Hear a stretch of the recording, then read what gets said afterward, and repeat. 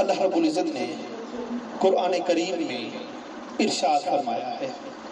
بسم اللہ الرحمن الرحیم، ان اللہ اشتری من المؤمنین انفسهم واموالهم بان لهم الجنہ،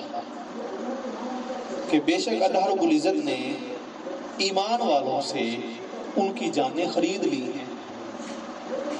اور ان کے مال بھی خرید لیے ہیں، بِأَنَّ لَهُمُ الْجَنَّةَ،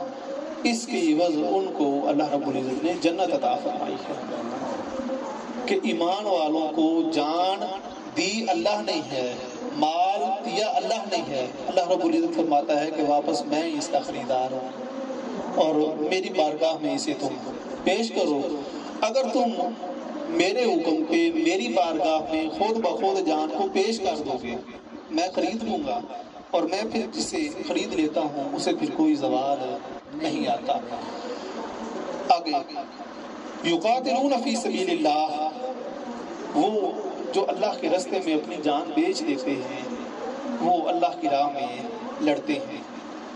فیقتلون، پس وہ قتل کرتے ہیں، ویقتلون، اور قتل کیے جاتے ہیں، کہ جب وہ جنگ کرتے ہیں تو کفار کو اگر وہ مارتے ہیں تو خود وہ اپنی جان کا نذرانہ بھی پیش کرتے ہیں۔ اللہ رب العزت نے فرمایا، وعدن علیہ حقا، ان کی جانوں کو میں نے خریدا ہے اور میں نے ان کے ساتھ وعدہ فرمایا ہے۔ آگے فرمایا کہ وہ وعدہ صرف قرآن کریم میں نہیں ہے، اللہ رب العزت فرماتا ہے کہ فی التورات، وہ وعدہ میں نے تورات میں کیا ہے، والانجیل، اور وہ وعدہ میں نے انجیل میں کیا ہے، والقرآن، اور قرآن کریم میں بھی میں نے وعدہ کیا ہے، اور میں اس وعدے کو پورا کروں گا کہ جس نے میری راہ میں اپنی جان کو پیش کیا، لہٰذا اسے دوام بخشنا جو ہے وہ میرے ذمہ کرم پہ ہے۔ اور اسی وجہ سے فرمایا گیا ہے کہ جو شہید ہے اس کو مردہ نہیں کہنا چاہیے بلکہ وہ زندہ ہے اور اللہ رب العزت کی بارگاہ سے رزق حاصل کرتا ہے۔ سیدی سندی شیر محمد گیلانی، آپ اسی کو بیان فرماتے ہیں، آپ فرماتے ہیں کہ عاشق جان معشوق تو دین ایسی، ملک الموت بھی رہ حیران بیلی، کہ جو اللہ رب العزت کی ذات کے عاشق ہوتے ہیں جب وہ اس کی بارگاہ میں اپنی جان کا نذرانہ پیش کرتے ہیں تو وہ ملک الموت جو جان قبض کرنے کے لیے آتا ہے وہ بھی حیران ہوتا ہے کہ یہ بندہ آگے ہتھیلی پہ رکھ کے بیٹھا ہے کہ تو اسے قبول کر اور لے جا اس کی بارگاہ میں۔ آگے آپ فرماتے ہیں، ایس جان اڑو جان ہو جانا، اس جان نے ایک نہ ایک دن چلے جانا ہے، اس میں اس کو دوام حاصل نہیں ہے، اس کائنات میں ہمیشہ کسی نے نہیں رہنا۔ آگے آپ فرماتے ہیں، کلو من علیہا فان بیلی، اگر تو اللہ رب العزت کے حکم کو مان کے دے دے گا تو تیرے لیے بہتر ہو جائے گا، جانا تو تو نے ہے ہی لیکن اس کے حکم پہ اگر جائے گا تو یہ زیادہ اچھا رہے گا۔ آگے آپ فرماتے ہیں، جے تو جان جانانو دے نہ پے، تیرا خوف سی تدو احسان بیلی، اگر تو اپنی جان خود بخود اللہ رب العزت کی بارگاہ میں پیش کر دے گا پھر وہ تجھ سے خریدے گا خریدار بن کے، اور تیرا احسان بھی مانے گا کہ تو نے میری دی ہوئی جان میری بارگاہ میں پیش کر دی ہے۔ آپ فرماتے ہیں کہ اگر تو دینا ہی چاہتا ہے تو پھر خود بخود اس کی بارگاہ میں اپنے آپ کو پیش کر دے، وہ خود فرما رہا ہے کہ میں اس کا خریدار ہوں اور اس سے بہتر خریدار تجھے کوئی اور نہیں مل سکتا۔ آگے آپ فرماتے ہیں، دلا نال عقیدلے صاف پہلے کری دل دا صاف مکان بیلی، اگر تو اپنی جان پیش کرنا چاہتا ہے تو پہلے اپنے دل والے مکان کو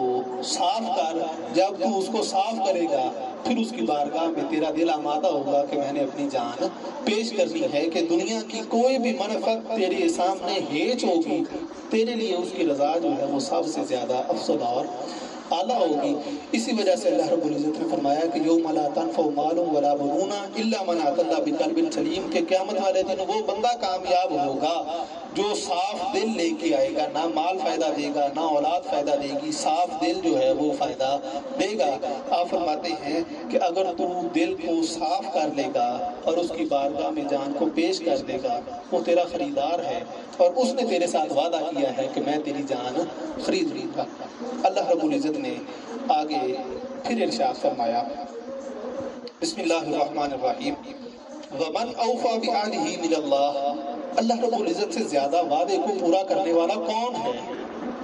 کوئی ہے جو دعویٰ کرے کہ میں پورا وعدہ کرنے والا ہوں؟ اللہ رب العزت فرماتا ہے کہ میری ذات ہے جو وعدے کو پورا کرنے والی ہے۔ فَاسْتَبْشِرُوا بِبَيْعِكُمْ، بس اپنے اس سودے کے اوپر خوشیاں مناؤ کہ جو تم نے میرے ساتھ اپنی جان کا سودا کیا ہے اس کے اوپر تم خوشیاں مناؤ۔ الَّذِي بَايَعْتُم بِهِ، کہ جو تم نے سودا کیا ہے وہ بڑا ہی اچھا سودا ہے۔ وَذَلِكَ هُوَ الْفَوْزُ الْعَظِيمُ، اور یہی سب سے بڑی کامیابی ہے کہ تم نے اللہ رب العزت کی بارگاہ میں اپنی جان کا سودا کر دیا ہے اور اس نے تجھے تسلیم کر لیا ہے، تجھے قبول کر لیا ہے اور تجھے اپنی بارگاہ میں شرف قبولیت عطا فرمایا ہے۔ اسی وجہ سے فرمایا گیا ہے کہ کشت جانے خنجر تسلیم راہ، ہر زمان از غیب جانے دیگر است، کہ وہ بندے جو اللہ رب العزت کے تسلیم و رضا کے خنجر کے ساتھ شہید کیے ہوئے ہوتے ہیں، قتل کیے ہوئے ہوتے ہیں، وہ ہر لمحہ اللہ رب العزت کی ذات سے نئی جان حاصل کرتے ہیں، نیا مقام حاصل کرتے ہیں، نئی منزل حاصل کرتے ہیں۔